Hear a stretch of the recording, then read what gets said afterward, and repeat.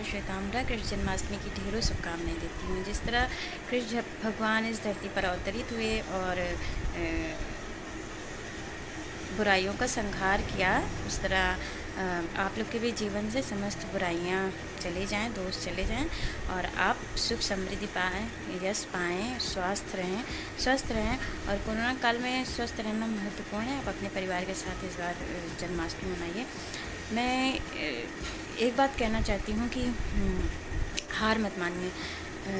जब प्रातः होती है तो ये प्रभात हमारे लिए लेके आता है एक नया दिन, एक नया सवेरा, और हमें उसका स्वागत करना चाहिए। पर अगर हम सिर्फ दुख में पड़े हैं और सोचते रहते हैं कि हमारे लिए कितने दुख हैं, मैं असफल हो रही हूँ और क्या होगा जीवन, तो वो फिर लौट जाता है। फिर दूसरे दिन सोचता है कि आप नई ऊर्जा के साथ उसका स्वागत करेंगे, फिर आप नहीं स्वागत करते। इस तरह जीवन चलता रहता है।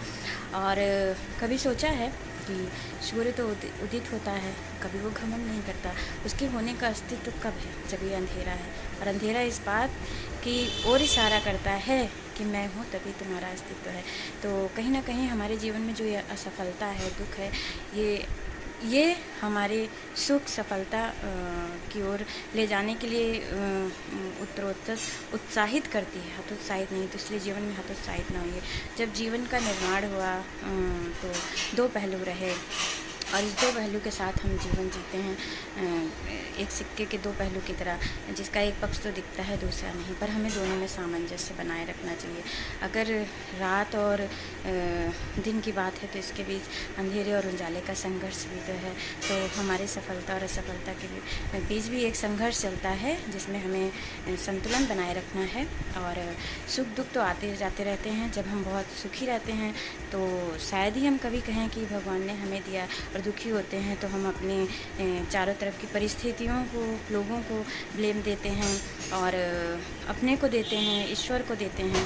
तो मानसिक और शारीरिक संतुलन बनाए रखिए। एक ना एक दिन आप सफल ज़रूर होंगे। अपने लिए जितना अच्छा सोच सकते हैं सोचिए, कर्म करिए। आज नहीं कल तो पूरी होगी इच्छाएं। और हार मत मानिए। मानो जीवन मिला है हारने के लिए नहीं, ये एक बार जीने के लिए मिलता है। और जिए, स्वागत करिए इसका। और ये जन्माष्टमी में अगर आप कृष्ण से भी बहुत कुछ सीखना चाहते हैं तो क्या उनका जीवन सादा सरल नहीं था?